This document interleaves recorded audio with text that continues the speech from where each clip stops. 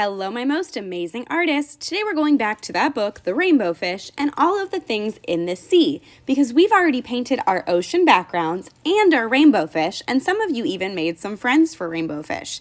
Today we're going to collage, which means cut and glue those different papers together so that we have an awesome underwater scene, because fish and sea creatures environment is the ocean. So we're going to be making some underwater landscapes for our creature to live in. So I'm going to include some of the creatures that I drew last week, as well as my rainbow fish. So of course my rainbow fish was the biggest and the main character, so I'm going to cut my rainbow fish first. If you made a background for your rainbow fish or anything else on your paper, don't worry, you can cut that out too. We're going to be using scissors, glue, and paper today to collage, which means cut and glue.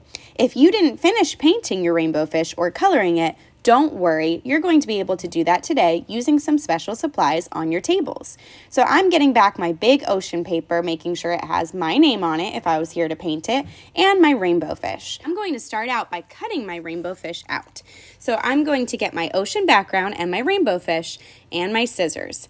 I'm going to use baby shark chomps with my scissors, cutting very slowly on the Sharpie lines of my rainbow fish. So I'm going to grab my scissors and start cutting anywhere on the paper. But then I stop when I get to my rainbow fish's fin.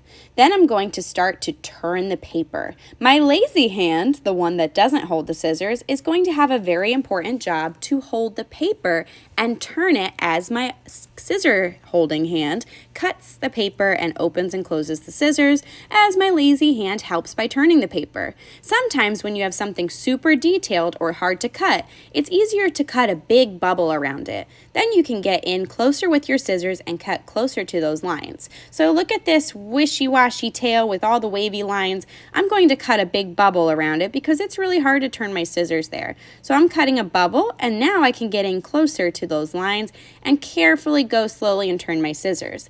This video has been fast forwarded, so I'm not actually moving this fast. I'm moving a lot slower in real life. Now, after I'm done cutting my fish, I'm going to get ready to glue it. But I want to make sure I have everything cut out and ready to go first. Now, don't forget that any scraps that you have that you don't want to keep go in the trash can. They do not go on the floor or on your bins or on the tables, so make sure that those scraps go in the trash. Always put your scraps in the trash can. So after that, I'm going to be using a glue bottle. Those glue bottles might be new to some of us, so we're going to learn about them soon. But first, I'm going to get my other animals and decide which ones I want to use. I decided that I'm going to use the jellyfish, but I didn't have a chance to finish painting it. So I'm going to be using something called a paint stick. Paint sticks are really cool new art supplies. They kind of look like a glue stick, but they're colored and full of paint. It is real paint. All you have to do is twist it up a little, take off the cap, and you're good to go. But we don't want to twist it up that far because that could break and waste all of the paint. So I'm making sure it's just peeking over the edge and ready to color. It's awesome because it's paint, but you can color with it just like a crayon. It feels like glue though. It's kind of cool. Then it dries in 60 seconds. That's 1 minute. These are called quick sticks because they dry really, really quick. So I'm going to paint in my jellyfish and then cut it out. After I finish painting and it dries in 1 minute, I'm going to get ready to cut it out with my scissors. Remember, I fast forwarded this part. It's not actually moving this fast. Then I'm ready to go and cut around all of those crazy tentacles. It's going to take me some time, but I fast forwarded the video so you don't have to see me cutting really, really slowly. Try not to cut off any parts of your fish or your animals or your sea life because you want to make sure we don't have to do any surgery. But if you accidentally cut off a tail or a fin, it's okay. Keep it, and when you glue it to your paper, you'll just glue it in the spot that it belongs. It's okay. We can do some fish surgery if we have to.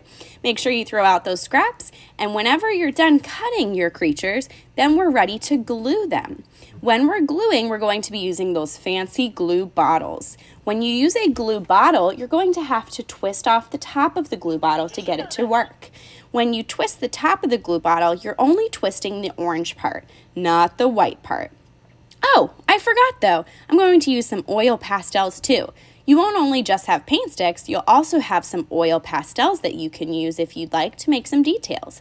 We're also going to be able to use oil pastels on the background in the ocean if you would like to add any seaweed or coral or stuff like that. But I'll do that after it's all glued together. So I'm twisting the orange part of my glue bottle, getting it ready to glue. I like to think lefty-loosey, so twist to the right to loosen, and righty-tighty, twist to the right to close.